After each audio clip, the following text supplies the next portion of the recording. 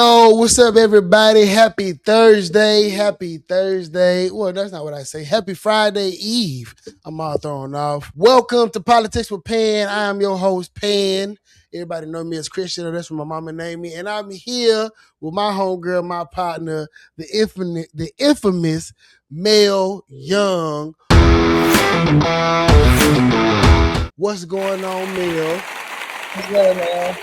Man, chilling. Trying to stay cool. It's hot as shit outside. You ain't lying. You ain't lying. It's real summer yet. It came in with a vengeance. It's like hurricane season is early. It's humid. The humidity is crazy. Then these mosquitoes ain't playing. I ain't feeling it. Nah, I'm not. Really. I'm not. Nah. Very unexcited for the summertime here in Houston. The spring with the weather conditions right now was actually rather pleasant. It was. Yeah, like God smiled on us around here because now I miss April. For sure. Because it is ridiculous out here. Now the World Cup is going on. Boys are sitting in traffic for I'm just staying in the house. I'm not going anywhere near there. If I have to go anywhere near there, I'm going to ride my bike. Yeah. Yeah, we ain't got no bike lanes though, but I hear you. Man, that's funny. Dog. Bike lanes gone. The bike lane's gone, and all the dope fiends is sleep on the bike trail. All the dope fiends on the bike trail. Dog, oh God. I was riding the bike one day. It was a guy on this. He had a suite lit. The suite was on fire. Bro was asleep on the bench. On the bike trail, I'm riding past, I think it's like McGowan, going towards Edo. Like, yeah, like right past Kenny Holmes, I'm going. I'm down there on the trail, bro, sleep with the suite lit. Like, I'm like, this not okay, dog. Like this is not. Like, I'm sure he not trying to hurt nobody, whatever the case may be. But like, I would, if I was like a young lady or something, like an older person, I'd be a little like. I just, I understand niggas be on drugs, but everybody's not going to be that socially tolerant of people and their drug use. I've been to Portland quite a few times. That's how it is up there. Yeah, that's real special there. Yeah, they be. If you ever, Oregon is a beautiful place. Yeah, it's nice, but them tent rows it'd be a whole subdivision. They outside. Man, it's pretty intense out there. They outside, and they told them they can do dope in their tents, which is crazy. Like, I don't. They gonna do it somewhere. Yeah, I get it. You know what I mean? But like, if you downtown, you like trying to go catch dinner with your wife, and you just like get a whiff of crack smoke. That's crazy. Like that's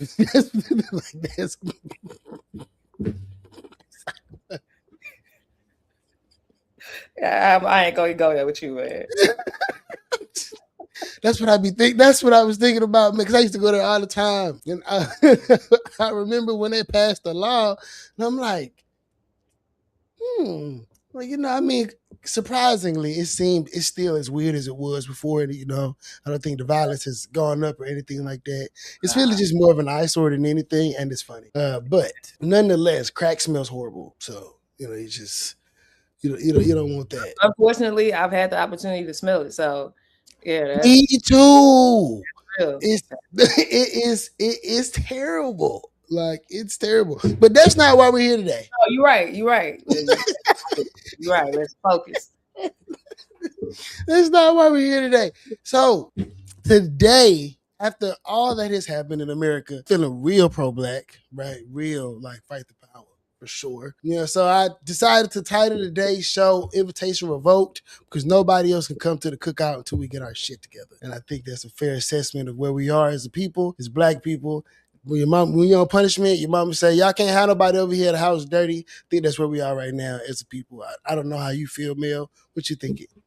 I feel like you're right, but even after we get our shit together, they still can't come. Like Mel, I'm a little bit nicer than she is, but that's what we're gonna be talking about. That's what we're gonna be talking about today. Shout out to the featured artist of the day, my boy Jamie Hancock, straight out of the Southwest Side. He just recently went viral, the South Side, on Instagram. I think he had a post showing people about how Houstonians danced in the '90s, a lot of body rolling and spinning Yeah. arms and throwing your hands up, and yeah, it went down. It went down on his Instagram, and he went viral for the South Side. He got a new track that is just dropped on his Instagram. You can follow him at Soulful Boy Jamie. The Soulful Boys is his crew representing Houston, Texas. We're gonna get into that. Before we get into this discussion, first track of the night is called "Body Rock with Me," and it's by Jamie Hancock out of Houston, Texas. We're gonna get into it. Make sure I'm together. Here we go. With me, Southside with me, body rock with me, Southside with me. When I first started, they used to tell me to dumb it down. Told me to make it easier to digest. Said I used to lose. Well, I'm really confused. I'm on this one time like for the your dialogue. mind, I'ma go break it down. Back when I was poor, I still sweat not. The nappy hair, but I dread not. The carrots I clock, the cabbage and lettuce I you bound to perish if you ever touch what I cherish. I've been watching the throne before them niggas was in Paris. And something all black like Gary On or Cody Rhodes. And similar to his father, I'm known to throw elbows on top of the feet, no shell toes. And they know I'm about to blow once I land mines. Can't stop the sense of time, but they seem to slow down when I roll up this doty. Hardcore hippie, they call me Mick Foley. Don't get socked, hard body. Why you think my last name Hancock? Rap game stand out. You ever work a 9 to 5 and have a customer fan?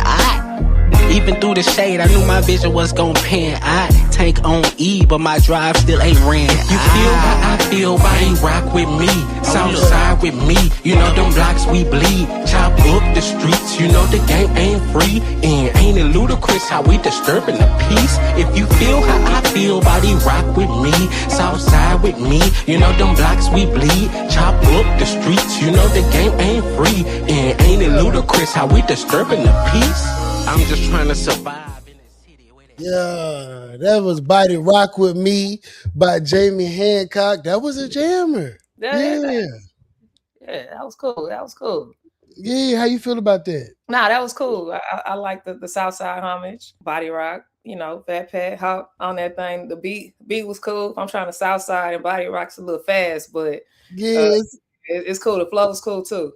you got a nice little sway to that. Yeah, I'm gonna have to slow the beat down a little bit, but we do that anyway. So no, that was nice. Yeah, so I met Jamie, a long time ago. I believe we were still going to Prairie View. Okay. But I believe he went to West Side, and I met him through Big Kang and Verse, and shout out to all the homies. And they formed a clique called Sofa Boys, and they've been holding it down over there for a little minute. He took a little hiatus, but now he back and he jamming. Cool. That's a good way to come back then. Yeah, man, for sure, right on. So, let's get into it. As everybody knows, sadly, a life was lost. A young man, Austin Metcalf, he, lost his life in an altercation at a track meet. He was stabbed by a young man named Karmelo Anthony up in the Dallas area, Dallas suburb of Frisco, Texas. Karmelo was sentenced to 35 years. Yeah, man. How you feeling about that? I think 35 years was excessive. I do understand, like you said, that a life was lost, and you don't wish that on any family, any parent. But when you look at the justice system and the things that we've been able to get out of the justice system, you can't help but second guess, like, what if it was the other way around? Or there's just been plenty of events that have happened over the last decade or so, or even closer to, where people have taken lives, have done other violent crimes, and, they get a slap on the wrist, they get no jail time. And, you can't help but wonder in this case, why is the punishment so? Yeah. Now, when it first popped off, when I first saw it, in situations like this, I'm rather pessimistic. I don't believe in our white counterparts' ability to see the humanity in black people. But I'm not saying that for all white people, but I'm saying that it's for the majority of white people, especially white people in power. So, when knowing the facts of the case that were made public, that these young brothers stabbed a young white man in the chest, I instantly thought that they was going to try to hang, bro. I did not think that, for sure, man. I'm not, but there are a lot of black people, dog, who feel like the racism that is being perpetrated against us, like what it was is not what it is no more. You know what I mean? That's because it's more covert, right? It's like they're not calling us nigger and throwing Coca-Cola at us. But they really are, though. Like, they really are calling us nigga on the internet every day. Like, every single day, like, they are showing up. Like, the ones who really hate us, like, the ones who believed everything their grandparents told them and insulating themselves in these all-white communities, they really see us as, like, these sadistic animals who need to be controlled and, like, tamed and shit like that. And to me, this proves that. Like, no black people on the jury, all white people, average age 50 years old, the 3 black people that they did have on the jury, they got rid of them saying that they were educators, but they let a white educator stay. It's goddamn Frisco, Texas. Like, for those who live in Houston, that's like getting in trouble in Montgomery County. Yep, our Brazoria. Yeah, you're going to jail. Yeah. That ain't Harris County. There's no shape, form or fashion where you're gonna be okay as a black person going into the criminal justice system in any of these counties. Nah, for sure. That's correct. Bro was cooked, man. It's like I said at the top of it, it's terrible that young man died. And I'm with you, right? Like, because I was watching this guy who I called a tool today on Facebook. What's his name? Because he pissed me off. Man, he made me so mad. Man. Let me look. Where's this post at? Because I just called him a tool. He is he a white guy. He's a libertarian commentator. And the Congresswoman Jack Crockett went on Robbie Sove. Congresswoman, they interviewed her at the Capitol, and she was basically saying what you were saying, like, had it been the other way around, right? Like, what I'm saying, Woody got 35, right? Like, right. And she said in a very matter-of-fact way, right? There wasn't like much compassion for the victim in the way that she said it and stuff like that. From everything that I understand, which I wasn't at the trial because obviously I got a day job, but it's my understanding that Karmelo ended up stabbing, puncturing, I don't know what this tool was that they talk about, knife, or some refer to it as a tool. He ended up hitting Austin one time, and it was about where he hit him. One time, 2 inches. This wasn't someone who said, hey, let me stab you 5, 6, 7 times. And so when you're looking at the punishment range, there's a reason in Texas that it goes from 5 to 99 or life, because you are looking at how intentional, like how bad was this? 35 years for a kid who had decided to go under a tent that was not his team's tent as it was raining, and simply didn't want to be put out in the rain by some random kid that he didn't know who was larger than him. Listen, a lot of people don't know what it is to live as a black person in this country, but just like you can give the benefit of the doubt to so many police officers when they go out and they shoot some black unarmed person, even though they are trained, the fact that there was little to no mercy seen or humanity seen when this black boy said that I was scared, or the fact that honestly anybody else who did something with such a small object, all I know is that it wasn't considered unlawful carrying of a weapon because the blade was not long enough.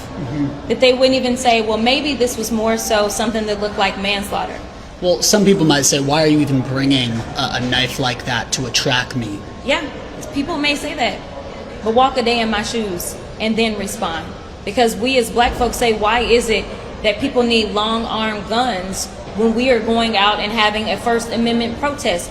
But people say that's their right. They are allowed to do that. And again, it wasn't against the law for him to have it. It may have been prohibited by school rules, which he wasn't at his school at the time. But it definitely was not against the law. So you think race played a role in the verdict? Oh my God. I know Collin County. So absolutely. Collin County is right north of Dallas County. And I can tell you that I have had cases that I felt like played out differently because of the counties that they were in. And unfortunately, that was not the county for a black boy. It was like, we talking about it, like the facts of the case, the facts of what happens when you are this kind of person in America and you are that kind of person in America. And he was just like, oh my God, like a life was lost. And like, she's just completely disregarding that. She's not, right? But like the black argument was, the black argument was fuel for him to try to make it seem like she was just like this heartless, non-caring individual that did not process that a life was lost in the midst of this, but like 2 lives are lost because of an unnecessary altercation between 2 young men who didn't have better conflict resolution, and that's terrible. But the impact of this don't gotta be what the precedent that is set right now is what she is saying, and the response from white people is just horrid. But what do we expect, right? I don't expect nothing less, Exactly. right? Like I don't expect anything less. I actually, trolling one day, I was in a black conservative group. I just popped up on my Facebook feed. I'm like, let me get in this black conservative group, you know what I mean? And see what these niggas talking about. Let me hear. I want to hear that. I hop in the black conservative group. I'm in there for a few days and I'm just reading, right? Because I'm just trying to see what the sentiment of the people are, right? And there's so many white people in this black conservative group. Why? I'm so many white people, and the white people are saying outlandish things about black people. They are going in like, oh, monkeys, cool. This guy called this black lady Blackie. Like, it was going down in there. Like, the racism was at 1,000 in this black conservative group. And it was like black people in there like, yeah, I don't see color, I don't see race. And it's literally white people in here saying coon, monkey, nigger. And they're like, yeah, that's fine. It's fine. Like, it was on the Kevin Hart roast. Yeah, I still have not watched it just because I'm not a fan of Kevin Hart. I don't think he's very funny. No, I only watch clips, and I've read, I mainly like read through it. And yeah, it's the same thing. It's the same thing that like if that's the black conservative group, Kevin Hart in it. Yeah, I wouldn't disagree. Actually, I was watching YouTube the other day again because Cheryl Underwood got up there and went the fuck off. Yeah. Right, and for whatever happened, Tony Heathcliff, maybe his PR team or whatever the case may be, they got with him because Cheryl Underwood was on his show, like as a judge, like here recently. So I think they like made nice or something like that. Like, cause I don't really understand how all of that works, but she was very upset, and to see her on his show, it was kind of shocking. Like, cause her energy was like, I ain't fucking with none of you. Underwood is a conservative. Like, she's a outspoken Republican, Is she? Yeah. Damn, Zeta. Yeah, she is a conservative. What's going on, Z5B?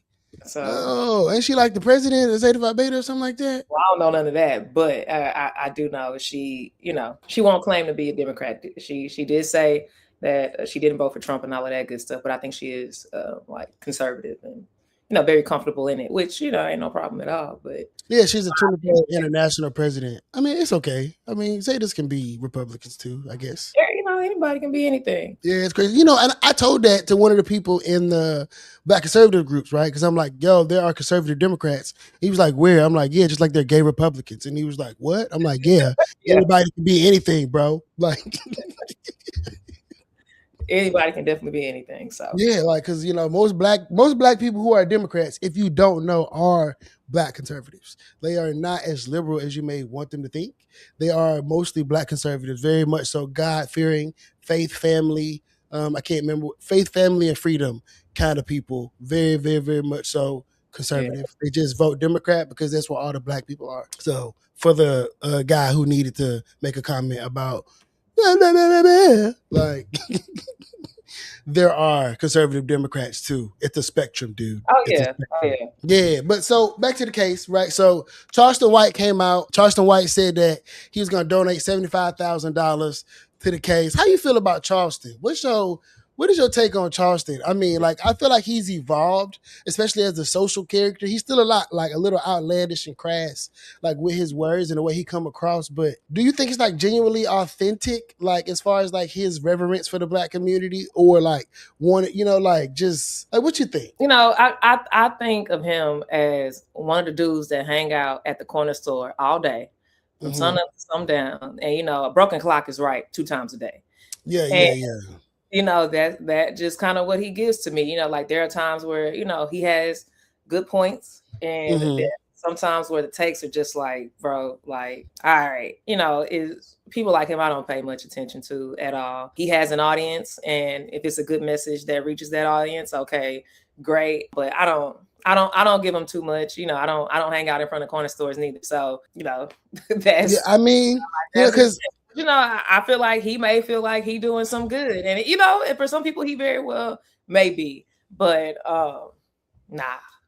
Yeah, I mean, people like him and Candace Matthews have popped up on the scene in the last few days. I seen Candace Matthews live in, I believe it's up in Collin County, talking shit. She had like her paperwork and she got found some stuff about the DA, by him potentially having some kind of legal problems that are going on. She's like trying to bring that to light. I don't really know what the strategy is around that, but I don't know if it's necessarily helpful. From my perspective, it doesn't necessarily seem helpful. I just, I think that all around, I mean, just the lack of a chance that he did have, and the just the strength of the defense, I think it just set him up for the worst. Yeah.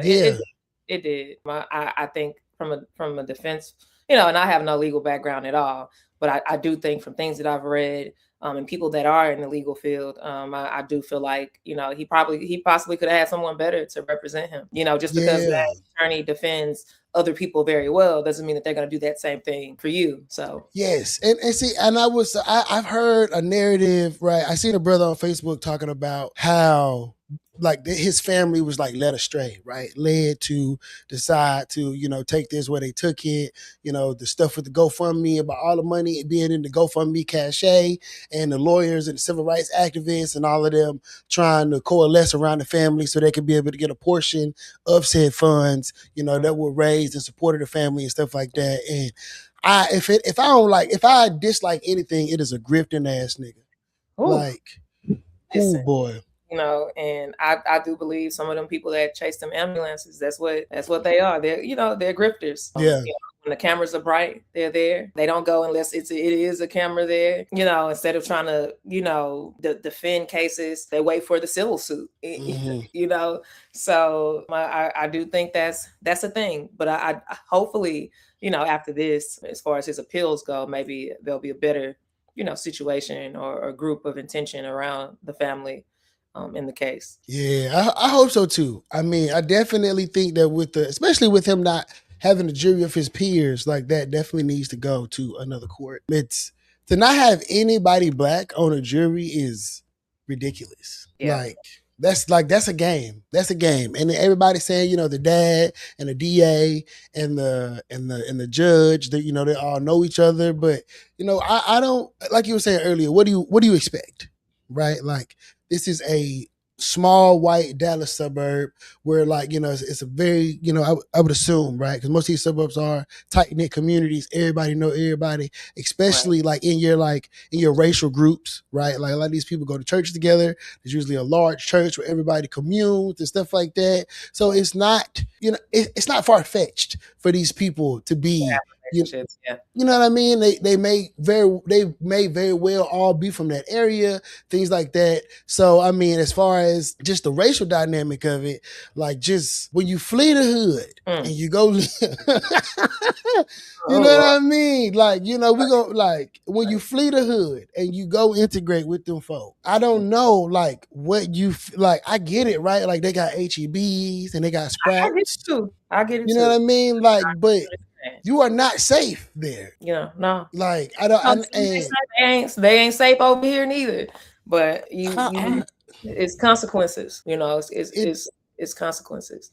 It definitely is. I mean, unfortunately, and I pray for both families. The Anthony family's parents are still getting death threats. Mm-hmm.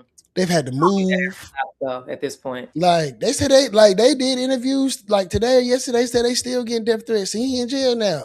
How did he get to jail so fast? look, they ran that thing real fast. Like Dog. case, sentencing, verdict, all of that. I was like, oh, okay. And then you got Grizzly Hood News posting the boy on the internet. He in there looking like I haven't followed that page. I ain't messing with that.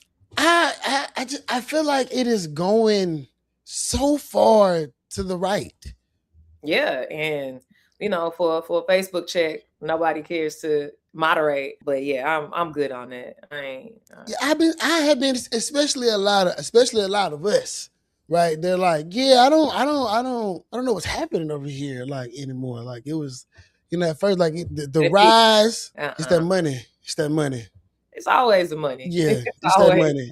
Yeah, it's that money. Cause something, it's when she posted that boy in the little brown thing with his haircut, and I'm just like, why would you do that? It's been plenty of things before that. Like, why did you do that? So nah. I'm good. Yeah, I guess I ain't that type. I just be seeing her like take pictures of people, like them people that was running around in Pasadena. It was like that wig was on the ground. Like I be... There's somebody in the comments going, "Pastor, get down, Dina." Like, yeah, nah, man, I'm out of that. Yeah, man. No. Shout out to my girl Jazz. Yes, justice for Cyrus. It's terrible, right? Because going back to this, the self-defense argument was, like going back to the defense thing, it was weak. But at the same time, this Asian man shoots this young man in the back, 14 years old, for allegedly stealing something that can be replaced in his store. Yeah, and he gets off. Yep. Like it's the civil rights bill getting struck down. Yeah. Them shrinking the black congressional districts. Yep. Cutting DEI.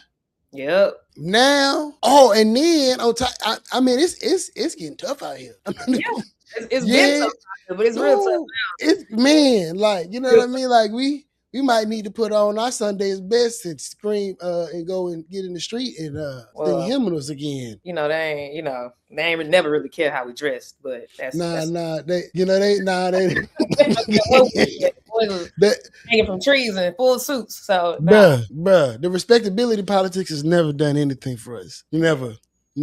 But I mean, I think it is pointing to a broader point of like, what does it look like as far as us organizing for ourselves? What does it look like as far as us being able to see? I guess for me, the writing on the wall, right? Like I'm for being in spaces that are safest for me and make me feel the most seen. Like I'm not here to tell anybody what to do with their money, what to do with their dollars. When you come up in your life, what you do is on you. But the white ice is not cold. And I think that in all of these situations, right, like in any time a nigga has been lynched, given a whole bunch of time and stuff like that, it's usually in places where like there are these white Christian nationalist conservatives who are trying to uphold the so-called rule of law, and they want to bring down the hammer and make an example, right? Because not in my white community, right? But we don't. I was reading this book, and I'm reading this Bell Hooks book right now. Okay. And she was saying, right, she was talking about Martin Luther King. And it was crazy that I decided to read this book. It's called I'm going to look it up. Sacrifice or something like that. Black People in Love. Okay. She was talking about Martin Luther King and how Martin Luther King's ministry was, love your oppressor, right? Like, love them, right? Like, and that's always been confusing to me, right? Like, I'm not even going to lie. It's always been confusing, right? Like, because why, right? Like, why would I love somebody that punches me in the face every morning before lunch? Why would I do that? Right? Like, and if that's the case, if these people do that to me, why would I put myself in a situation where I'm going to go around them and be outnumbered? I think that goes back to faith, right? MLK, he was a pastor, he was a preacher, and I believe in the Bible they teach or they preach to love your enemies, love your neighbor, love everybody. I think that just goes back to faith, but I believe outside of that, we ain't, It just logically kind of just doesn't make sense. But I don't think that there has been a lot of, and I think, and not trying to be rude to anybody, but I don't think there's a lot of logic behind it, right? Like even in, like, it was real emotional, real spiritual, real uplifting, but like, it actually, I mean, because everything that they fought for then, they are literally ripping it to shreds today. Yeah. And I believe that's always been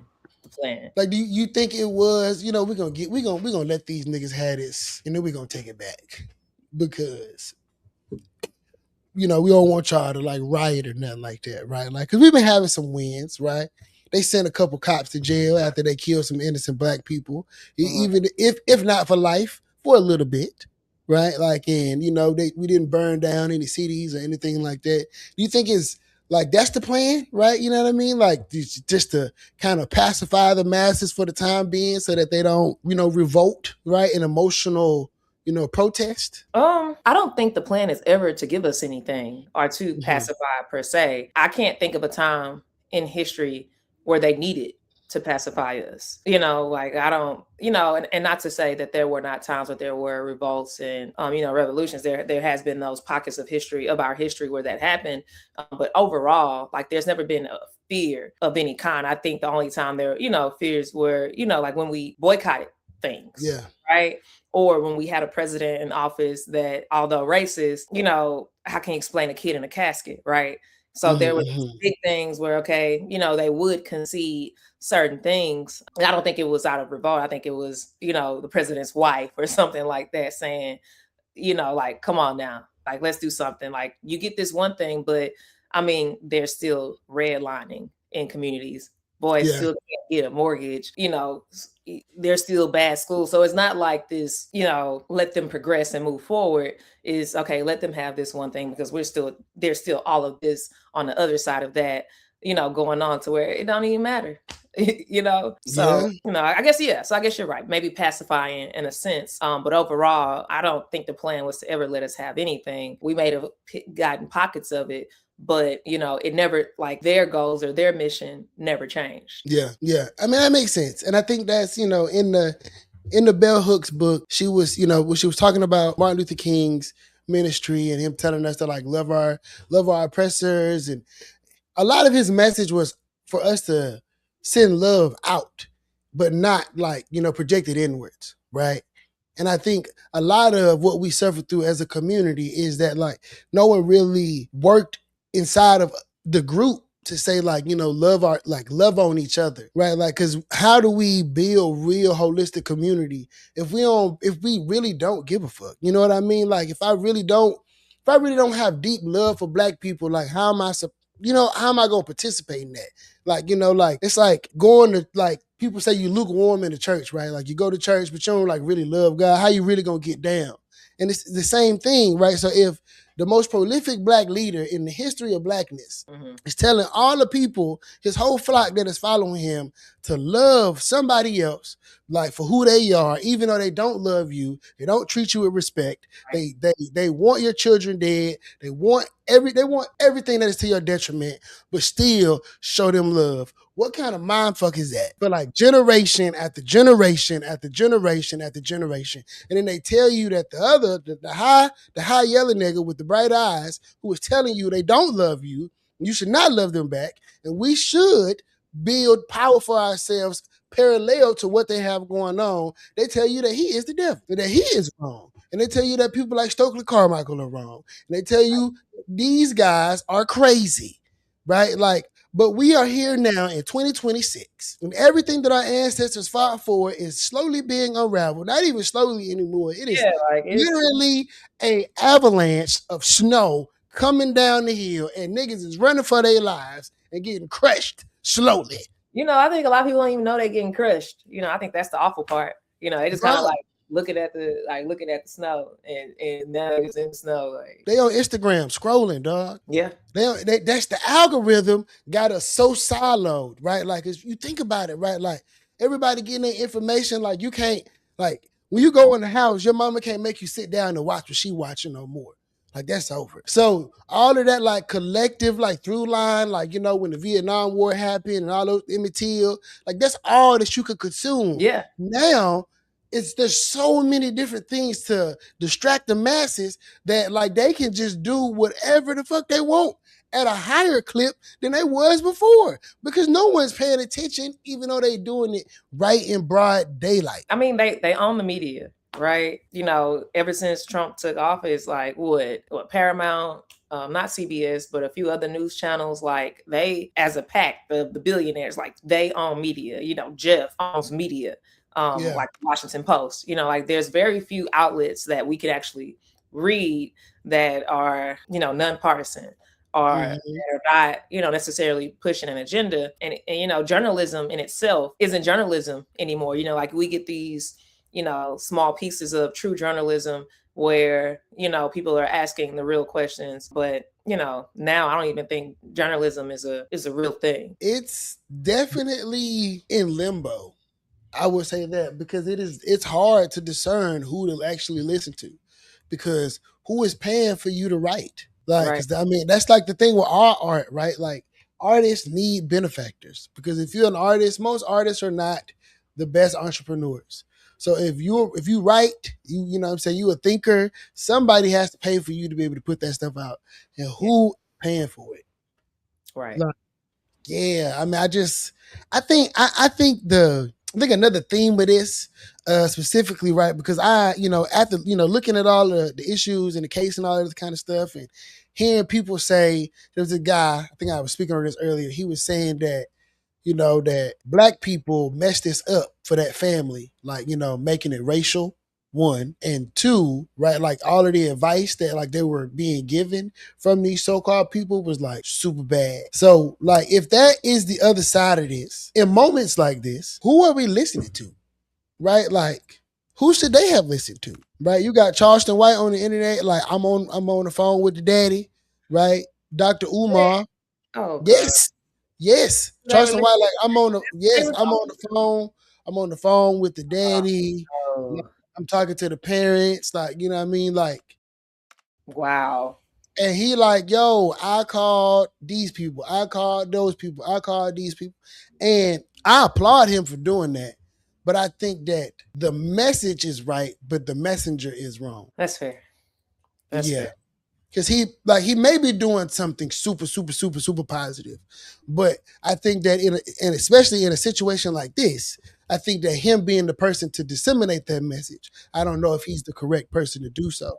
I think that he should be making some things happen in the background to get people who may get more favorable treatment as far as getting these people to respond. Because he kept saying that none of these black people wanted to come and like, stand behind this little boy. And, with it being so touchy, like I can understand, especially a lot of these people being like public, them not knowing like what side to be on particularly. Because honestly, I didn't know what to think.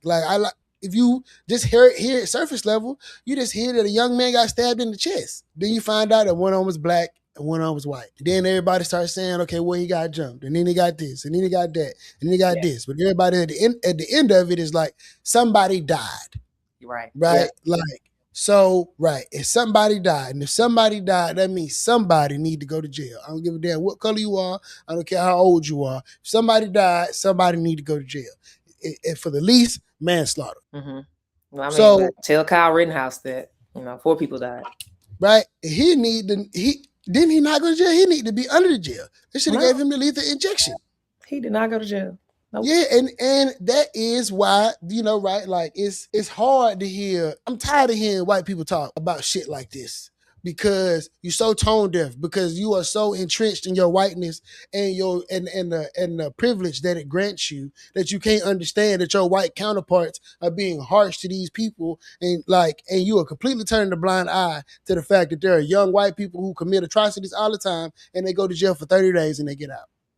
Yep. Brock Turner, I think he did like 30 days because the judge didn't want to ruin his life. I think he was a Stanford student. I think he was on a swim team. Yeah. Assaulted a lady, raped a lady, and got convicted and everything. And the judge said that he did not want to ruin his life, so he let him out in 30 days. Yeah, so I mean, either way, it was too damn short. It's you if you do something fucked up to somebody, you need to go to jail. And I'm sad for other Negroes who feel like, oh my God, the justice system is supposed to work for us. When they wrote all of these laws, when they wrote the Constitution and everything, we weren't people. We were 3/5 of people? 3/4, 3/5? We weren't a whole person. That's first. When they wrote the Constitution, they were not talking about us. No. At all. We actually like are not mentioned in there. That's all about white people. It's a white people's document. It is not like Americans. It is who they qualify to be white. Let's be clear, because being white is something that white people qualify other people for. Like when the Proud Boys decided they was going to have their online platform, they had to identify who was white. That's why when you go on there and it's like, he's Hispanic, they said that person was white. That's how they got to be a part of that. So like Rick Child, right? He's white. Even though we sitting here saying, oh, he's Asian. Asian people came here and petitioned for whiteness so they can get close to whiteness, so that they can have the access and the protection that whiteness brings. Because whiteness is a club. It is not a race. It is a club. And as long as you can provide and you are not a Negro, you can potentially petition to be white. Yeah, absolutely. Absolutely. You know, so I feel for our black people, especially the more educated black people who see life in these rose-colored glasses.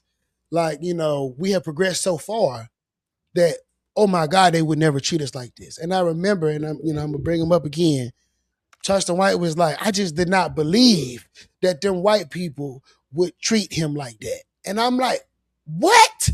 Why not? Like, why not? Like what gives people the thought that things will be different? Like, if you statistically look at data and the way things have happened throughout history, there's no way you should think anything else. You know, like that's like going over on CJ Stroud. Like, you just crazy. Go Jags. You know? Yeah. Shameless plug. Go Jags. You know, like, you just don't do it. Yeah, because CJ gonna let you down. He gonna do that. CJ gonna let you down. Now that defense, they something else. But CJ, yeah, CJ. But you know, you don't put all your whole $25 in, you know, in the wrong bucket. I mean, but you know, I think a lot of people, especially our age, or even some a little bit older, that are a part of that, I want better for myself, or I want better for my kids, and better typically means white. I think they are under the impression that things are different, you know.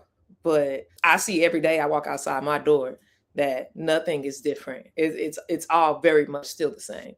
Yes, yeah. And I don't understand the cognitive dissonance of Negroes who equate better with white. And then they see things like this, and then they can go, I'm not black, I'm OJ. Okay. Yeah, like, you know what I mean? Like, because even like, you know, OJ, you know, he had some bread and he got away with that, but they got him. Eventually, yes.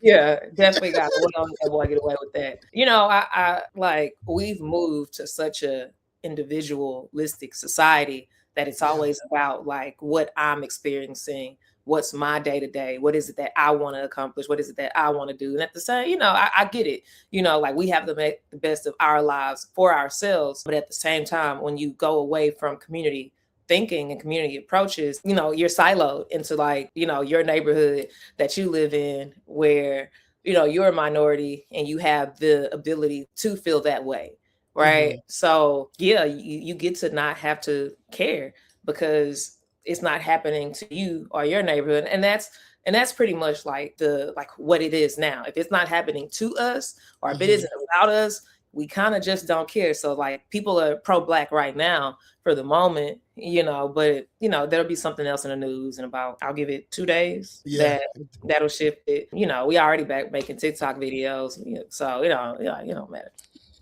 Now I have seen less Young Miami memes. Yeah, I have seen less, even though I do love that song. Yeah, I mean, it ain't Friday yet. Let's see what you see tomorrow. You know, I'm not gonna disagree with people getting paid tomorrow, so they definitely trying to spend that. Oh yeah. I'm trying to learn how to do the dance. I've been practicing. I'm gonna get it going. I'm gonna get it going. So We got another song by Jamie before we get into the second half of our conversation. This song is called Solange, actually. Right, yeah, because you know we in the spirit of kicking ass, right? Put up.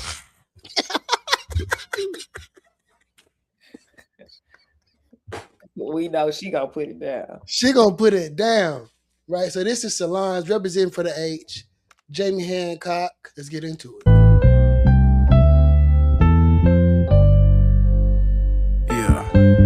I remember bumping Hove at the bus stop, praying I ain't gotta go back to this whack ass job. Sending peace to God, cause I don't know how we made it this far. That scream death before dishonor explains what all the real done. I see the lead, but I'm hardly trying. I threw down the ladder, but my niggas hardly climbing.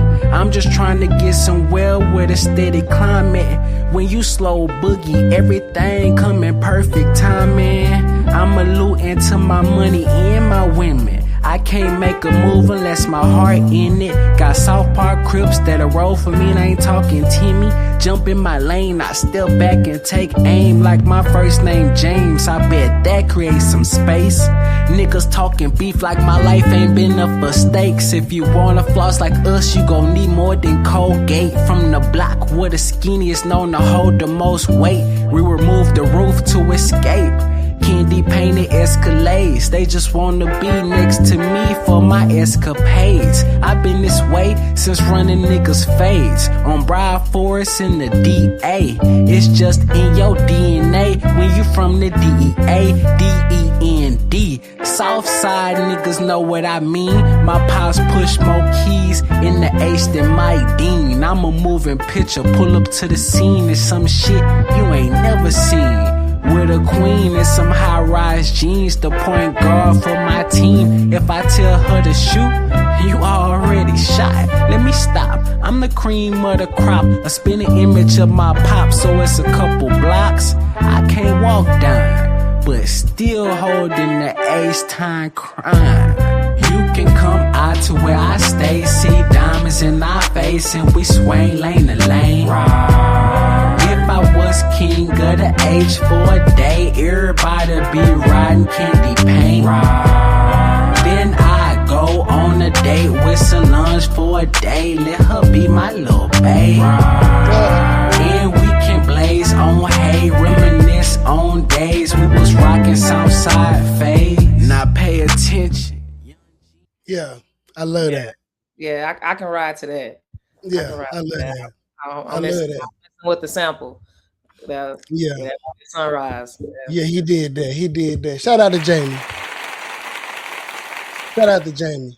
So I sent you a YouTube video earlier of a spoken word poem by Wesley Frazier Keys called Invitation Revoked. If you have not seen this spoken word, and I'm not even like a poetry dude, I do enjoy it. You know, I might pull up to Avant Garden on Wednesdays. You know, shameless plug to whoever does that. I don't even know them people, but somebody's going to watch this reel and they're going to come see you. So you're welcome. But, you know, there's some pretty talented artists there. And this guy, he's from Chicago, Wesley Frazier Keys. And it just, I saw it earlier today and it just fit with the theme of the show so well, I feel like. And, you know, going back to the theme of why do we need to populate white spaces to feel better about ourselves? Why do we have to do that? Like what, like why? Like, why did Grandma Pearl tell Jada that white ice was colder? Right? Like, why she do that? Like, the self-hate is just so apparent. Right? And like Negroes not loving themselves and not loving their communities and not loving the things around them, right? Everybody go to church and they say, God give you everything you need, give you everything you need. But then y'all pack up, you take your money and you go out there and you spend and increase white people's tax base. I don't think the Lord is pleased with you. I'm not even going to lie. I don't think God blessed you for you to be able to take your black dollars and to go give that to George Zimmer Green or whoever the fuck else lives in the lands in every periphery city that white people went off and made outside of cities, whether it is Houston, whether it is Detroit, whether it is Atlanta. I don't give a damn where it is. All them places where white people said, we don't want to live around y'all. And their grandmoms and their granddaddies and all of them, they packed up and they left the neighborhoods and they let the public schools go to shit and all of that. And you're going to pack up and say, yeah, we're going to go over there with y'all, even though y'all didn't even fucking want us here anyway. And they're telling y'all to go home, Roger, every goddamn day. And then you just like, no, it's okay. The law said we can be here. Let me pull out my camera. Like, man, what's wrong with niggas? Like, Oh man.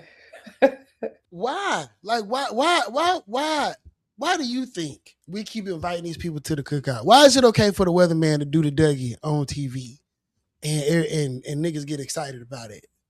Like, why? You know, I'll say this. None of the people that I grew up with, we not invite nobody to the cookout. I think it goes back to like, you know, like how you're raised, where you're raised, what schools you went to. I mean, old school black people ain't invite nobody to the cookout because they knew or they were, you know, living in a climate to where when we did have safe spaces, we wanted to keep those safe. We wanted a space to be ourselves. We wanted a space to play our music, to love on each other, to fellowship.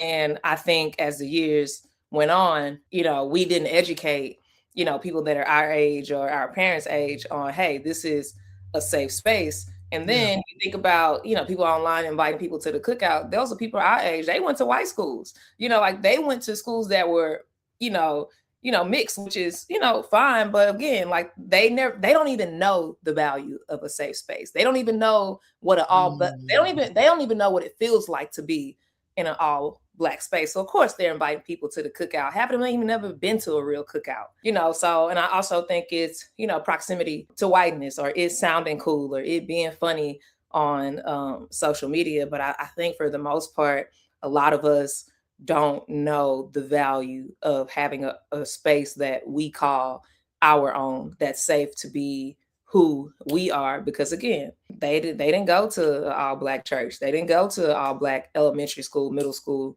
high school, college. Yeah. So they're used to being amongst them at all times of their lives, every phase of their lives, versus, you know, some of us. I don't think I got my first non-Black teacher until college. Really? Yeah, until college. That was my first time being taught by someone that's, you know, not African American, you know. So, you know, that shaped, you know, where I choose to live. And that's why you can't come to the cookout. And what's funny is 75% of white people don't have any interaction with Black people their entire lives outside of work. Yeah, I learned that. So, you know, I grew up in a military background. So I grew up, you know, pretty multicultural, right? But I'm from an all Black community in Virginia. Called Berkeley. But growing up, wasn't nobody else in my neighborhood but Black people. There was this one young lady. I don't even know if she was white, but she was like super, super, super fair skinned. We could never figure out what her race was. But she was, you know, an anomaly because everybody around us was Black. It was Black all the time. We only saw white people when we left the neighborhood and, you know, we'd go to the mall or something like that. Like something that we just didn't have access to. So when my mom and my stepdad got married, you know, we started moving around. You know, that was the first time I had seen a Mexican person. It was the first time I had ever met like any actual African people, like Asian people, stuff like that. Well, I take that back. I had a good friend in elementary school. Her name was Elmi Lynn Flores. She was Filipina. She was like the only Asian person I had ever come in contact with outside of that, but it was pretty insulated with Black people. So when I did start to do more integrating, there was a learning curve. Mm-hmm. I'm like, you know what I'm saying? Like how to behave and like what to do and how to interact. Yeah, how to interact with the older white people and stuff like that. And even in the military, like we would, you know, you could feel the microaggressions. Like you go to the base, we go to the movies and stuff like that. And the way the older white people would talk to you, it's like they felt like they had like this unspoken authority over you. Like if they tell you to move, you need to move. Like you better not like question it or like look or whatever the case may be, or we'll tell your dad superior because who do you think you are? And it's like, what in the hell? Where did y'all bring me to? Like, what is this? Right? Like, who are these people and why do they feel like this? So when I came to Prairie View, it was like, oh my God, like, right? So much Blackness. Then when I came to Houston, like, you know, I fully immersed myself And I'm only going to live where black people are. If I can afford it, I'm going to only live where black people are, because why would I not? Right? Like, I've experienced all of these weird microaggressions, and I don't feel like it's worth it for me to be able to live closer to a grocery store to have to deal with racism. Facts. Yeah, like I don't want that. I don't want that at all. Like, if that's the case, like I'll commute, right? But when I go back into the community, right, like Miss Mary Green lived next door, you know what I'm saying, and she cool, you know, like, you know, she need help taking her trash out, stuff like that. We can do that. But I want to go to where everybody know my name. I want my neighborhood to feel like Cheers. And not, you know what I mean? Like I think that it's a lost art of like knowing your neighbor, right? Like that, like you said, that kind of community. And I think that trying to bring everybody to the cookout has diluted the water in the community, because now, like, we don't hold anything sacred, right? Like, I know a big thing when I joined HBAD a long time ago was there was a big argument about why our white members are unallowed to vote, like non-black members are unallowed to vote, right? Like, and it was a long time ago that white people basically co-opted the organization. Oh, okay. Yes, right? Like, you know, one of the eldest, you know, put me on game, right? Like, you know how it works politically. We usually, right, I mean black people, we usually don't have a lot of financial resources to be able to contribute to the political process. And we also don't have a lot of free time to contribute to the political process. That doesn't work in our favor when we have a group that creates endorsement to be able to get our community to, like, go out and vote. Right. So if you are of the wealthy class and you know that there's a club like this, you can co-opt and take over if you have financial resources and time. And they did that at a point in time.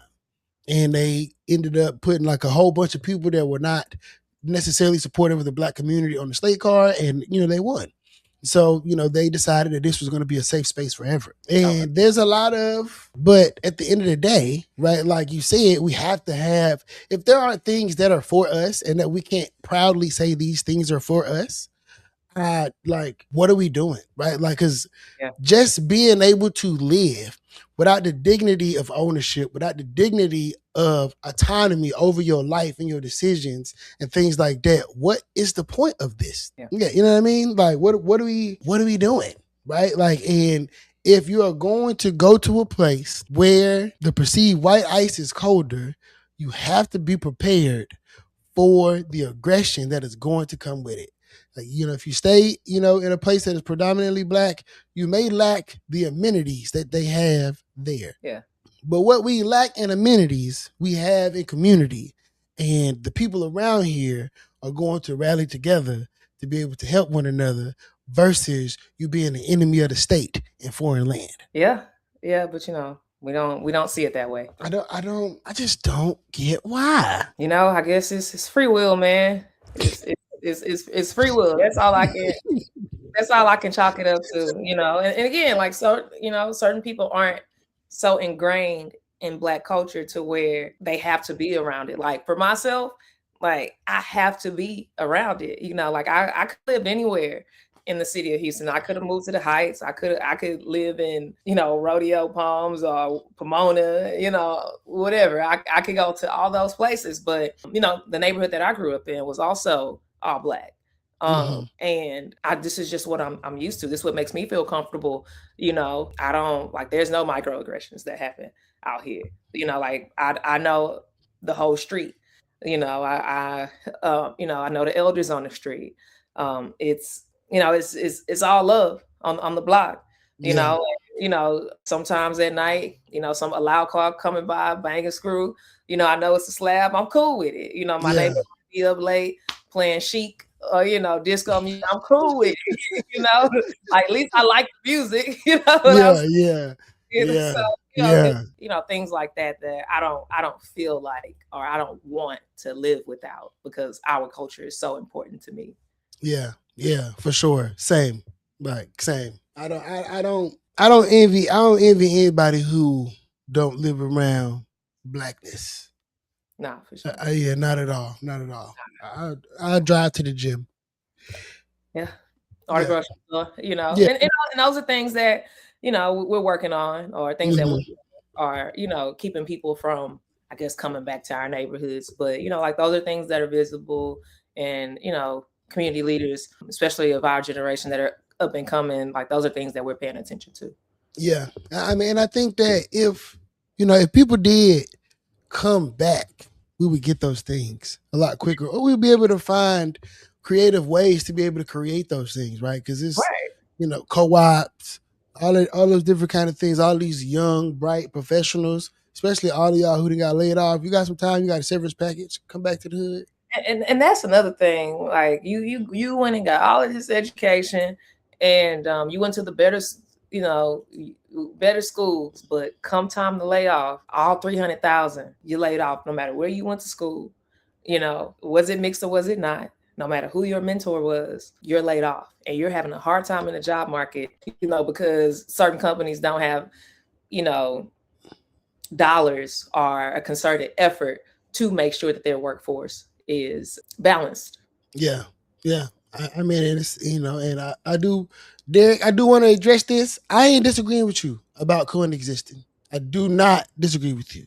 We do. But when has love won? Love ain't never won. I ain't never read in history about a war and somebody love. When is love? Yeah, love ain't never won. Because if love would have won, then Karmelo Anthony would have got 10 years for manslaughter, because there would have been some compassion that this young man fucked up. I made a mistake. Just like she named, I don't know how many white boys who did some atrocious things, and they are free. Young white man sexually assaulted somebody's daughter, and another white man said he did not want to ruin his life, but this white man ruined her life, and he is free in the world to possibly ruin somebody else's daughter's life. So I mean, like, coexisting with insane white Christian nationalists who exert patriarchy over the community for their own capitalistic gain is not something that I'm particularly interested in. Derek, you my dog. And we're going to preface this by saying I'm not talking about all white people, because I fuck with you, Derek.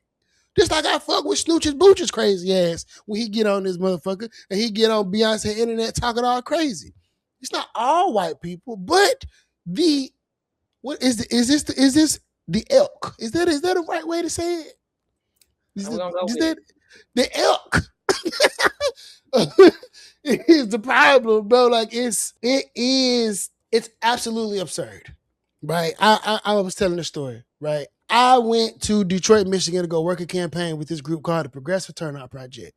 Right. This is when I found out that I'm not as progressive as I thought I was, right? So go up to Michigan. I'm in a place called Livonia. Livonia is apparently one of the most racist places in America. Livonia, Michigan. You look at that. It's outside of Detroit. When I was up there, I lived on the east side of Detroit. Detroit don't, as far as like big stores and stuff like that, I don't have a lot. But I absolutely adore Detroit. I think it is one of the most beautiful cities in America. It's one of the blackest places I've ever been. And it's one of the places that have made me feel the best about myself. I probably hadn't felt that good about myself in so long till I moved to Detroit. That is just how powerfully black it is up there. Like, I loved it. Loved it. So I am the regional or district or whatever. I'm managing this region for this organization, right? So I have to build a team of people. So I put my ads up on Indeed, stuff like that. I get these applications, and I'm I'm from Virginia, but I'm from Texas. So I get in my car, I drive up there, I go to Detroit, right? But I'm black. I'm in Detroit. I'm chilling. I get a room. I rent a room with this dude. Shout out to my boy, LaRon Lightfoot.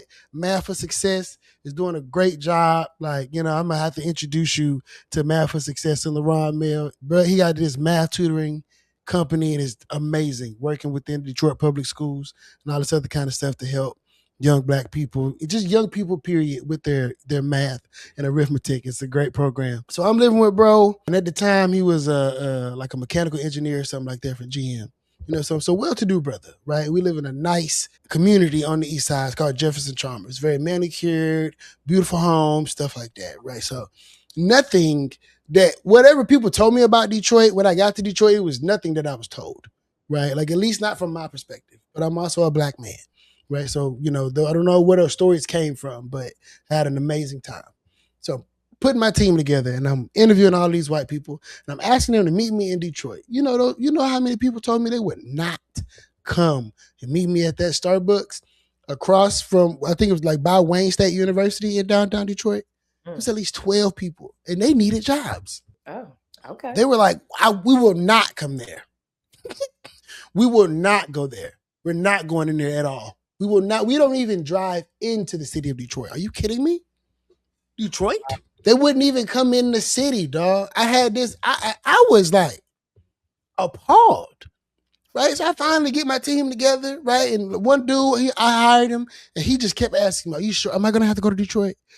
Am I gonna have to go there? Like, please, like, let me know. We're gonna have to go there." And I'm like, dog, like, I'm offended. Like, I'm not even from here, right? But I'm offended for Detroiters, right? Because what the fuck's going on, right? So I'm in Livonia on lunch break one day, and somebody had told me, bro, they real racist out there. And I'm standing in line trying to get a Snickers bar. I'll never forget this. And I'm standing there and I'm next. And this old white lady just gets in front of me. She just steps in front of me.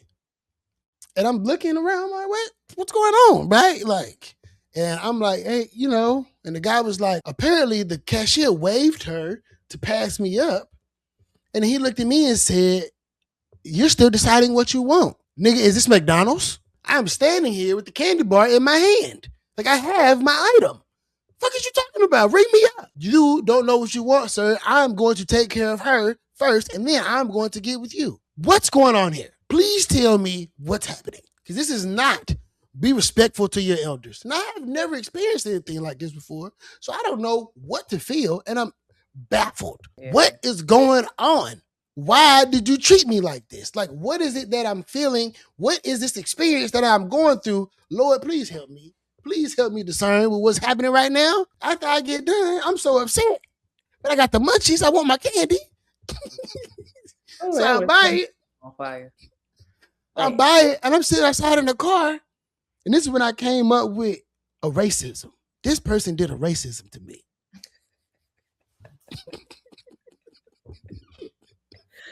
Oh, man. Because and the crazy part is I have been called a nigger before. But it was this old white man. I was living in Jacksonville, Florida. I think I was in like the 8th or 9th grade. And I got out the bus and I was walking home. And I used to live on the west side of Jacksonville in a neighborhood called Paxton. So I'm walking home, and this old white man had like this double wide house on the corner. And I walked by his gate, his dog went up, and he, nigga, get away from my gate. And I'm like, okay, like what? You know what I mean? Like, what's wrong with you, bro? Like, why you bugging out like that? But the candy bar thing felt worse than that. Yeah, I can see that. Yeah, like, and I replay that in my mind all the time. And I try not to have that kind of like, you know what I'm saying, reaction, right? Like, cause I used to be real open to people. Mm-hmm. Like, right? Cause I told you I grew up real multicultural. I used to be real open, like not guarded, not like what's wrong with white people. Like I wasn't like this for a long time until that shit started happening to me. And I'm like, I don't like this. Like, what's happening? Like, why? Like, what is going on? We always get initiated. There's going to be something that happens to you that's going to remind you or flash in front of your eyes to let you know that you Black. I remember I was working at a fast food restaurant in Pearland, and not the new Pearland, like, where all the Black people go to HEB. Mm-hmm. This was, almost 20 years ago, the old side of Pearland, what they call old Pearland. Yeah. And they came into the restaurant and they were like, I don't, basically, they didn't use the N-word or nothing like that, but it was an old white guy and his grandson was even with him. And he was like, I don't want any of y'all touching my food. And we did have one white person on the staff at the moment. And he was just like, yeah, I want you to make my food and ring me up. I don't want them even touching, the box or whatever. And I was like, oh, okay. And I ain't gonna say what happened to his food, but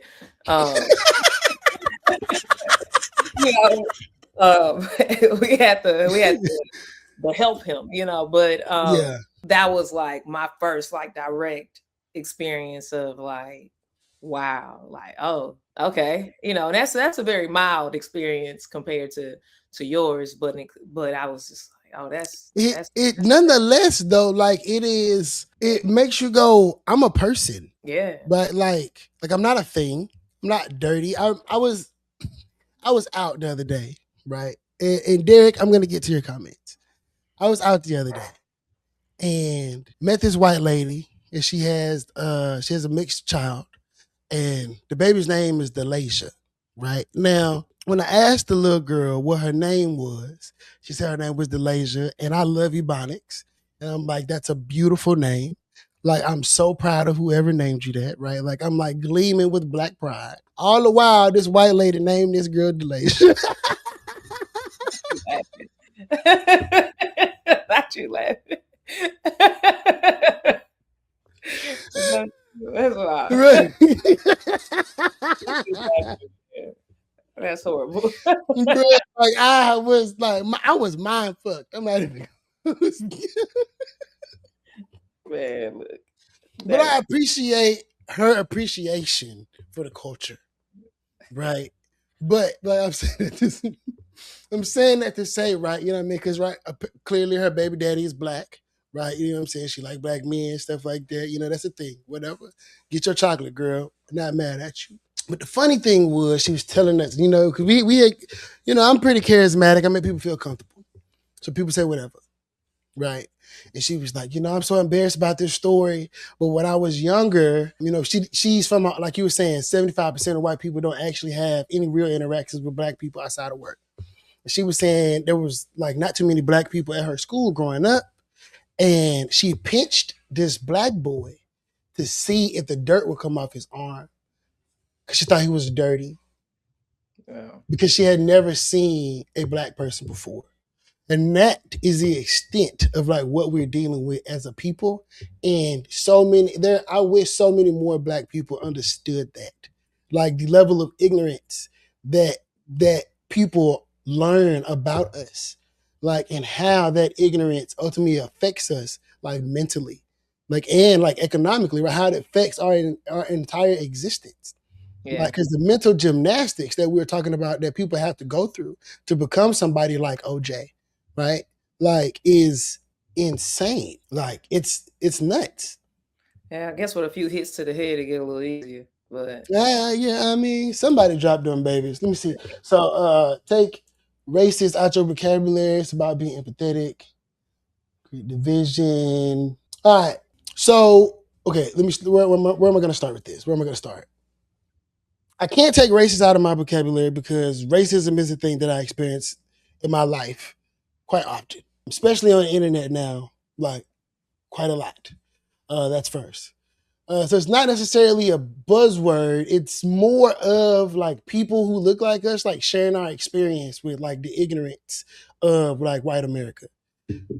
White Americans have been using Christianity to oppress us for a long time. I'm at the belief that like we may even believe in different gods. Like I'll even go as far as to say that because I don't understand how like the God I believe in and the God that the person who hung my great cousin and like, you know what I'm saying, defiled him. Like I don't believe that we praise the same God. Like now, all of y'all could call me blasphemous for that or whatever the case may be, but it makes no sense for you to tell me that the Lord that I serve is the same Lord that the person who would violate my ancestors. That's the same God. That's that there. So if we're gonna bring up Christianity, we need to talk about the different sects of Christianity and the way that Christianity has been used to oppress people who look like us. Like, and yes, I am damn near 40, and when I was 29 when that happened. But I had already been called a nigga before when I was like 14. So like I had been probably, I'm a 90s baby though, so I had probably experienced racism a bunch of times. But like not actually like feeling it because, like it don't feel like 1965, right? You think that's accurate, Mel? Yeah, and that's nice of you. I don't explain racism to white people.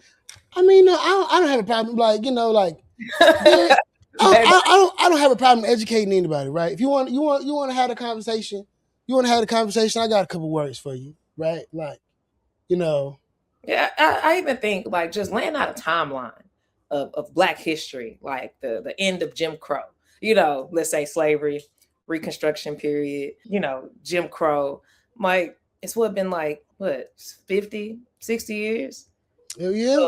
of not being equal or kind of being equal, being afforded some opportunities, and take it out of my vocabulary. That's insane. I mean, it's And, and to say like to say that we don't experience it, right? Like I was recently getting one of my properties appraised, and the appraisal game.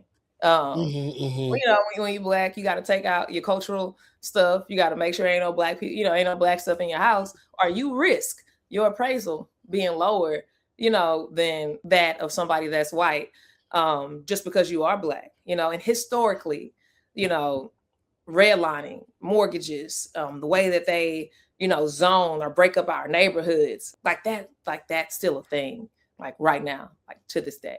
I got my house appraised 2 weekends ago, and I had to think really hard about if I should show up or should I send a different person. Yeah, I would have sent a white person. Nah, for sure. Yeah, for sure. I would have sent a white person. I got a white friend for that. Like yeah. Like what? Yeah.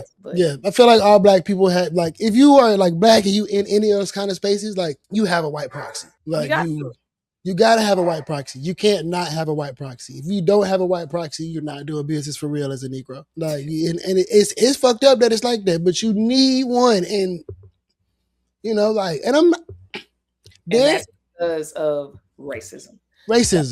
Yeah, for sure. But I appreciate, like the point of this, the point of politics is to open up dialogue that otherwise would not be open.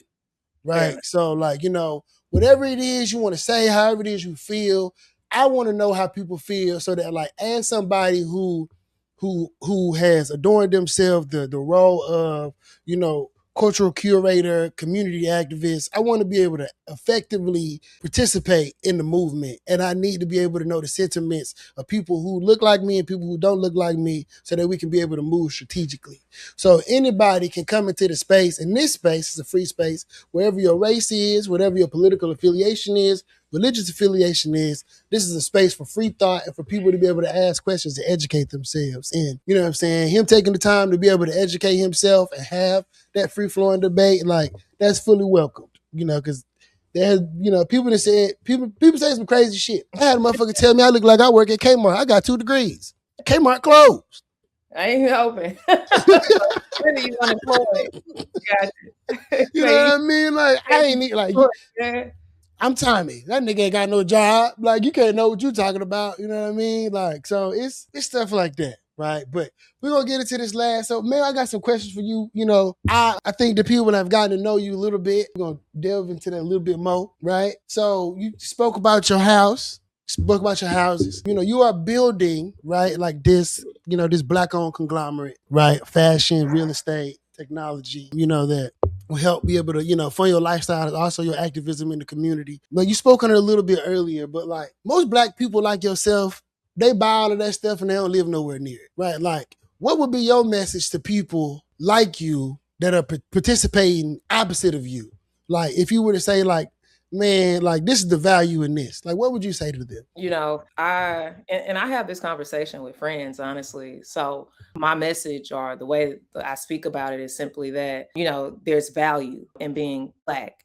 There's value in being around your community. And the reason that you feel like you have to go somewhere else for a better life for yourself or a better life for your children is because someone before you chose to move. Someone before you chose not to stay. Things don't get better if we don't stay and develop our areas. And even if I don't want to even give that spiel, I talk about the financial piece of it, right? When it comes to real estate, all the money that I've made in real estate has been in the Sunnyside area. When I started buying property in Sunnyside, you can get one, let's say 5,000 square foot lot for about $10,000 to $20,000. One 5,000 square foot lot in Sunnyside now might run you $100,000. Where our neighborhoods are essentially neighborhoods that are in the city, close to the city, areas that a lot of people want ownership in. So even from a financial, from an investment perspective, our neighborhoods hold a lot of value. Mm-hmm. Mm-hmm. Makes sense. I mean, hey, have you read Powernomics by Claude Anderson? I have not. So Dr. Claude Anderson has a book called Powernomics, and it's like economic philosophy for like Black upper mobility. And like what you were saying about the value in Black communities, right? A lot of our like public utilities and infrastructure reside in our communities, right? Like, so if we do own the land around these things, we do have greater say about like how these things operate and things like that, right? Like our political capital grows, and we have more of a say about like what happens in the areas. And I don't think that we necessarily talk about that enough. Nah, for sure. So tonight's show is called Invitation Revoked, right? Mel said after we close the gates, nobody else can get in. What was the moment that made you decide that? Moment that made me decide that. I can't say it was any one moment. I think it was just being raised in like this Black utopian space. I've never really experienced anything outside of that until going into the workforce. So I've always believed that our spaces were sacred. I've always believed that there was things that we needed to hold close to ourselves and for ourselves. I never truly believed anything else. So I don't even think it was one moment. I think it was like this, just being raised and groomed and loved by I think some of the best educators, teachers, uncles, aunts that the community and the culture had to offer. So I was never under any impression that I needed things that were outside of us to be successful or to live a good life. Yeah, that's beautiful. That's dope. I ain't gonna lie, I'm gonna clip the shit out of that. And Derek wants to know real quick, and then we'll go to my next question. What happened to diversity is our strength? Going back to my Martin Luther King argument, I don't know if bro really looked out for us in the best way. I know he did the best way he tried, but before white people came and blew everything up that Black people work hard for, our strength was in our collectivism. It wasn't in diversity because we weren't able to be diverse. We had banks, we had movie theaters, we had grocery stores, we had our own saloons.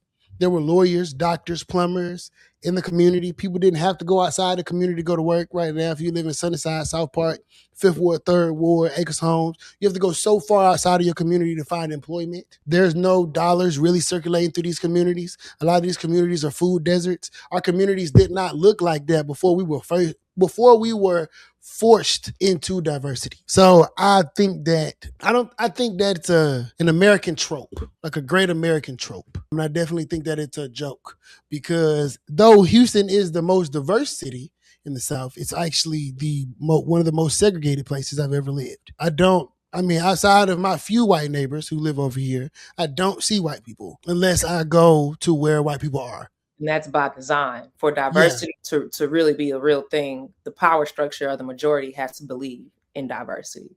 And when we see how they feel about that. So like diversity definitely one thing, this singular thing that one group needs to believe in. Everybody has to believe in diversity for diversity to work. Yeah, totally. So you are the president of the Sunnyside Super Neighborhood.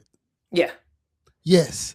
Could you briefly explain to the audience what a super neighborhood is and why you decided to partake in this? Like, why was it important for you to revitalize this club? So the super neighborhoods, they're all around Houston. Most neighborhoods in Houston have a super neighborhood or they have had a super neighborhood at some point. And essentially, you can think of the super neighborhood as a liaison between the community and the city of Houston.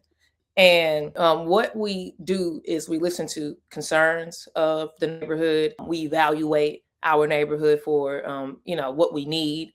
We act as a barrier of protection for things that are happening to or within the neighborhood, and we try our best to escalate that up to elected officials, not only on the city side, but on the county side as well. And for communities like Sunnyside, South Park, South Acres, Crestmont, Acres Homes, Fifth Ward, it's really important for us, and really any part of Houston, to have active super neighborhoods and to participate in super neighborhoods, because people that are in power, people that hold the economic or the power structure, they're going to do things to you. If you have no voice, or you don't vote, you don't stand up, or you don't say like, hey, I'm here, this is not what I want, those things are going to happen. Like, you're going to end up with a data center, right? Smack dab in the middle of your neighborhood. Like, you have to have some voice around what happens to your community. And when it came to Sunnyside, COVID hit. Sunnyside was one of the hardest hit areas when it came to COVID. So we did have super neighborhoods prior to COVID, but as soon as COVID hit, a lot of our leaders in the neighborhood passed away. So we were inactive for a very long time. And I remember just trying to figure out, like, how do we get our voice back as it relates to, the city of Houston? How do we become represented in the super neighborhood, since that's like one thing that the city recognizes? We had to activate that to really get a seat at the I guess the political table when it came to the city of Houston. Okay, that's all right. And shameless plug. How would anybody get involved with you if they wanted to come and help and support? So the Sunnyside Super Neighborhood, we meet every fourth Thursday of the month at the Sunnyside Multi-Service Center on Reed Road. And also we do have an Instagram page. Let me make sure I give the right name of the Instagram page, where we post, when the meetings are, when things are happening. Our Instagram page is Sunnyside_SN71, because all the super neighborhoods have numbers. So on IG, you can follow at Sunnyside_Super Neighborhood 71. And we'll make sure to clip this information and share it so that anybody interested can get involved, for sure. I think that's honorable. I'm not gonna lie. I've been educating myself, because though I'm not a native Houstonian, I've been living here my entire adult life. I've lived here longer than I've lived anywhere else in my life. But I lived here as a transplant for a long time. Right. And when you come here, like, there's no like, hey, like, a fellow Black person, welcome to Houston. Here's your Black Houston guide. Like, this is where you can find other Negroes. Right. It would be nice if that existed. Right. When Black people come, right? Because, when people come here from foreign countries and stuff like that, like, there's like a welcome committee, right, in their communities and stuff like that. They have to find housing and all this other kind of stuff. And I really wish that for Black people. I really wish that, like, if you came here from, Tulsa, Oklahoma, or, Birmingham, wherever the case may be, right, you come here, you just don't end up in Katy because you don't know no better. Right. I'm not saying that anything is wrong with Katy. But, like, I'm saying, like, if your plan was to come to Houston because it's real Black, I don't want you to, like, jump over all of the places where we commune, right, and then end up out there and have to, right, and work your way back in. Yeah. And, you got to commute and stuff like that, right? Like, it's crazy. If you came here for the Blackness, you should be able to come here for the Blackness. You should be able to find church, be able to find community centers, be able to find political outlets to get involved in. Like, we definitely need, like, our own little, like, welcome to Houston Green Book kind of thing, right? If we're going to, be this, like, Black hub of, like, culture and influence, which Houston is slowly turning into, I think it's, about time that we, like, fully step into it. And I say all that to say that I have been fully stepping into my Houstonianness and, educating myself on how to be a better citizen, like, and participate in the city and in the county and be able to affect change through my talents. Look, oh man, thanks, Derek. That's so nice. Remember, Jesus is good. I appreciate that, Derek. That's very nice. See, look at love. That's real love. I appreciate that, Derek. All right, I got one more question for you, Mel. And this right here, I really want your honest opinion, because if I ain't nothing, I'm a Democrat and I'm a diehard Dem. And I definitely want to know, especially as a Sunnyside representative and as a Black woman here in America, how are you currently feeling about the Democratic Party and, like, their participation, in Black upper mobility and Black voter outreach? Like, what could they be doing better? What are they doing wrong? Like, give it to them wrong. I think, man, that's layered. But I feel like recently, even historically, right? I feel like Black women have played a major part in, Democratic successes, Democrats winning in certain areas. But when it's time to lead, especially on a national level, you don't see, real Black representation, especially, from, Black women. And I would say now, I feel like I'm in a bad relationship when it comes to, saying that, I'm a Democrat. I actually don't say it, right? Word. I I gotta just drop. I gotta drop a. I gotta drop a clue bomb. yeah, I don't say it. The way I vote is, the way I vote at the time in the booth.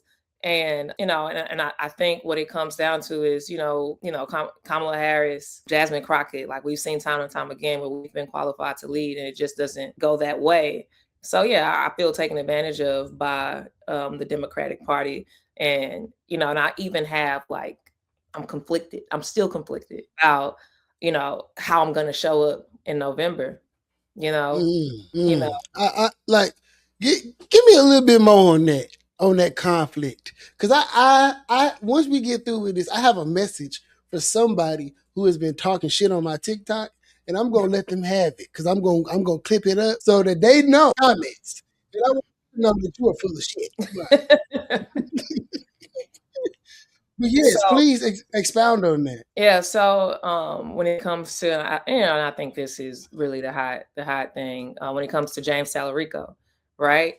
You know, do I automatically just throw my vote behind James Talarico? And the answer for me is no. Like, oh boy has to earn my vote.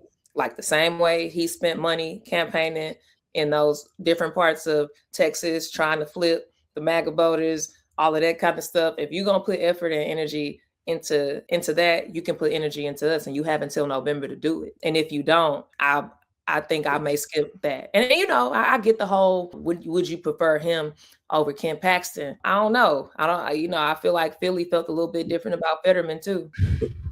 So I don't know him. I don't know him. I just know he was a teacher that ended up, leading a space in Texas, and that's not enough for me to vote for him. And they like, well, Ken Paxton gonna do X, Y, and Z. My voting rights have already been suppressed.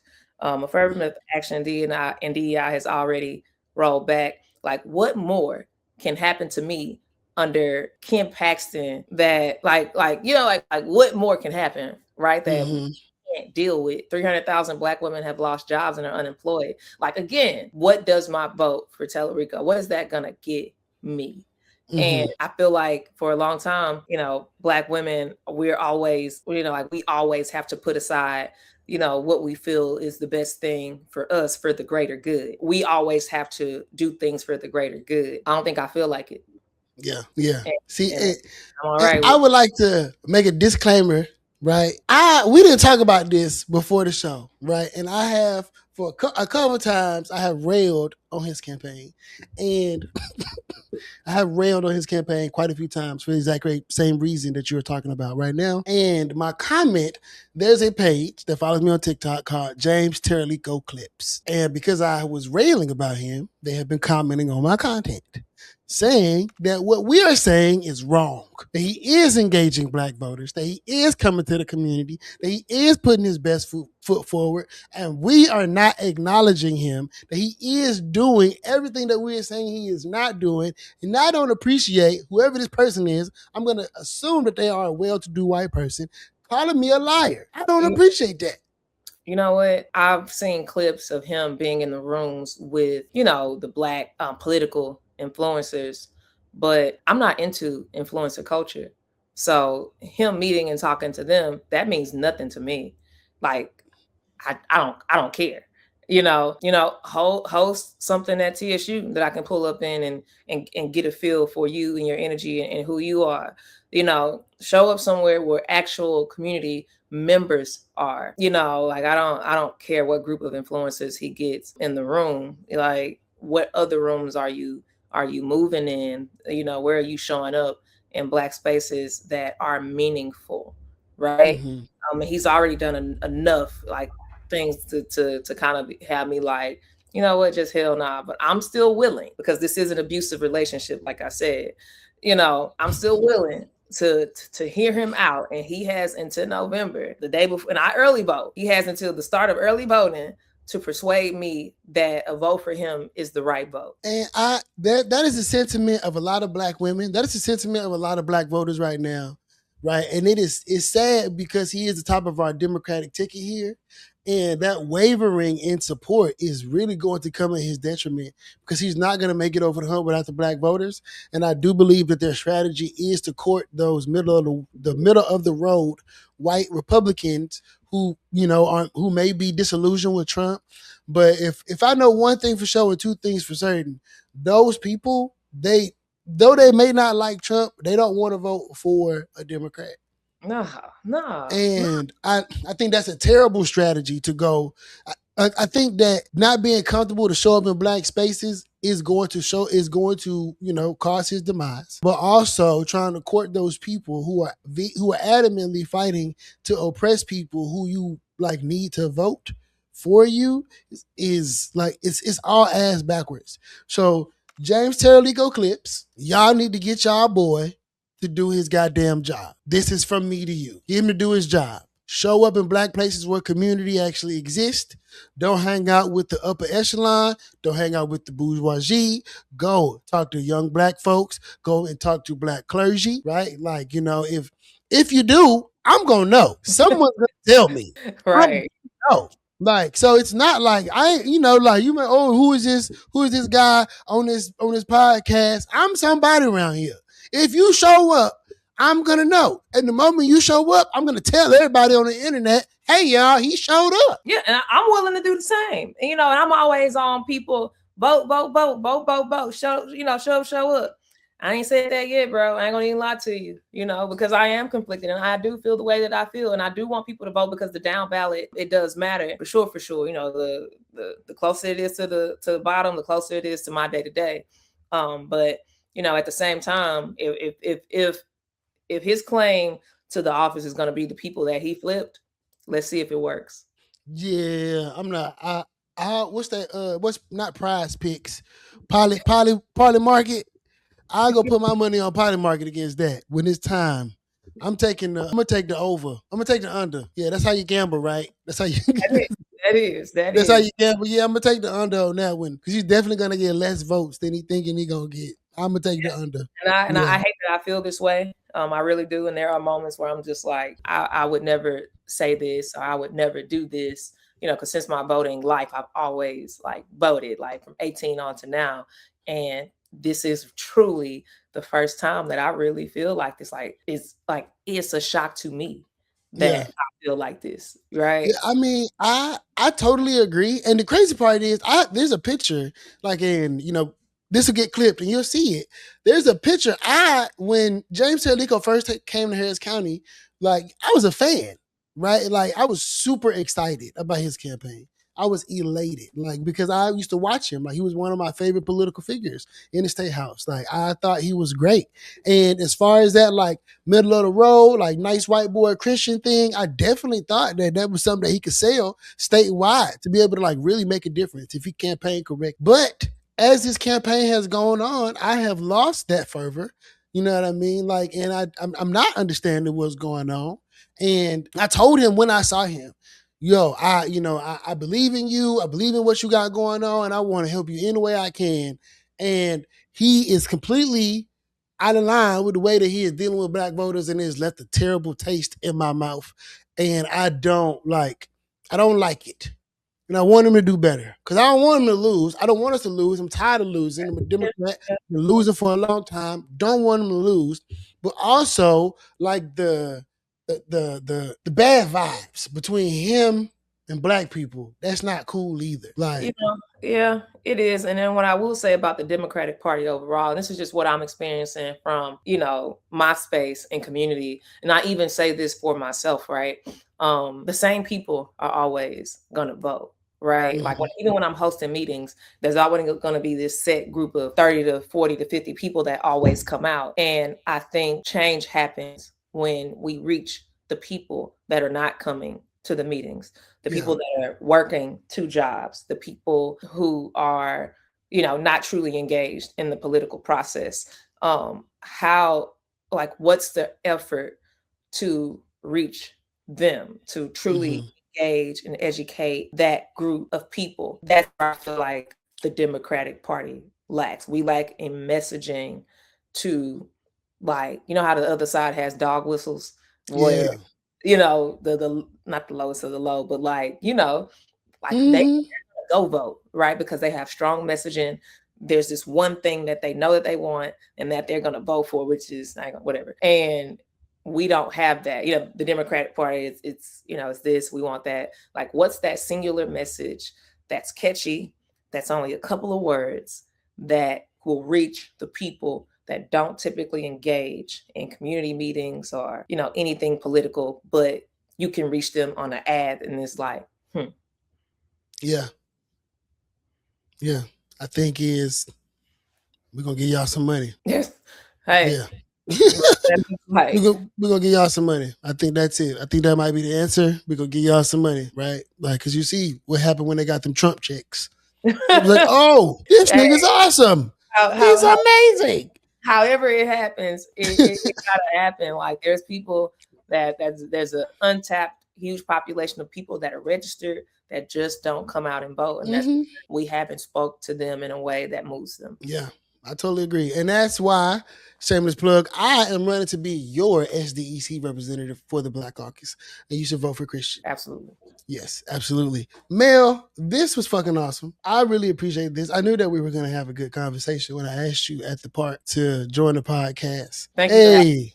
Fun. Yeah, man. I would love to have you again. I think I want to have like a panel. Like, I remember seeing this like Black Power panels, like all these different Black organizations were represented, the different perspectives of Blackness. I want to get to that point eventually. So I'm going to definitely have to have you back on. I really love talking about Blackness, like, as a whole. Most of this show was dominated by the unfortunate Karmelo Anthony and Austin Metcalf case, but we'll have plenty of other Black topics to be able to cover. I appreciate everybody in the comments. Derek, Dina, Jazz, Mama Deborah, Lay. We do need to improve on educating our own. I could have said it more eloquently than Mel did. The Democrats got a lot of work to do nationwide, not just in Texas. We got a lot of ground to cover. Mel, if there is one thing that you want to leave the people with before we go into this last snippet of music, what would you like to leave with it? I would just say, when things happen in our nation and in our communities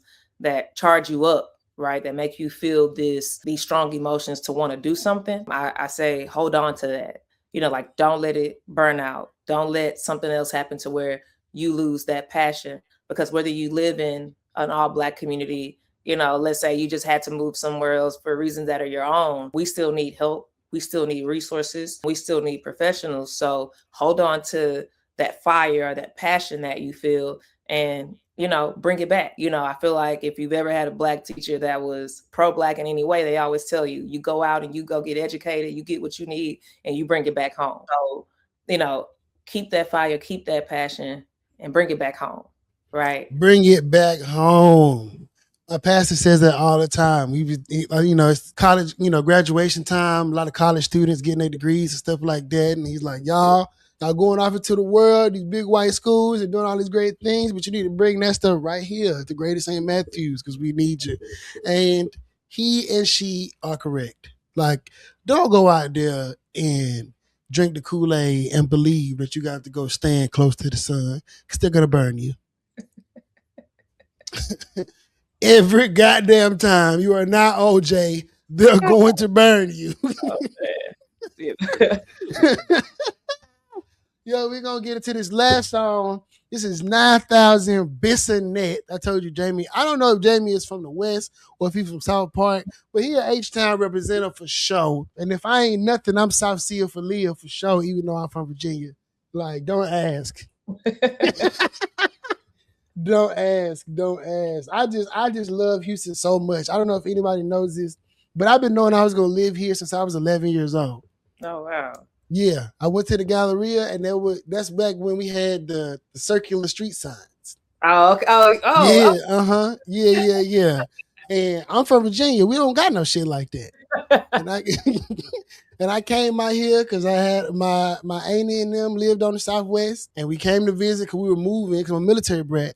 We were moving to Corpus Christi, Texas, to Portland, Texas, right outside of Corpus Christi. And they took us to the Galleria. And I remember standing at the corner of, right, where that Starbucks is at Westheimer. Yeah. And I remember looking up and thinking, damn, this is the coolest shit I've ever seen in my life. And it's a goddamn street sign. And it's just hanging from the sky. And I looked up at my mama and I said, when I become a man, I'm going to live here. Like, and you know what I'm saying? I'm like, I tell most people, they be asking me, man, what you gonna do? And I tell them, I'm living my dream, bro. Like, this is what I told myself I was gonna do when I became a man. And if you don't know nothing about Christian, I do what I want to do. We happy to have you. Yeah, man. I'm a Houstonian now. I got a rocket on me. You see me? Oh yeah, that's it. Yeah. I'm here. I got a drink cup. I'm all the way in this.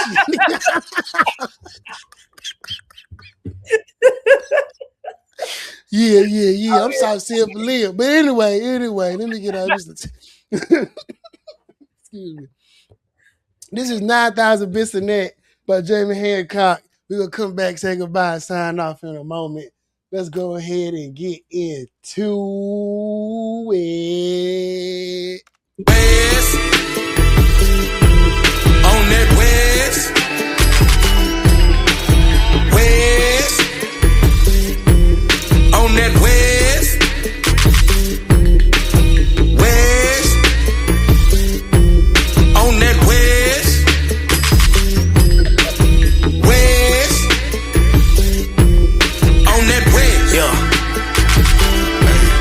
Yeah. Rested in the place where niggas don't survive. City move like snails without them shells. Can you stay alive? Pushing weight across 45 is just like exercise. Please don't find yourself in a place that you don't reside. No metaphors, but homie, you just might die. No need to slide without candy on the ride. Grip the wood aside, just in case a vampire wanna try. Never trust the man who speak the words eye for eye.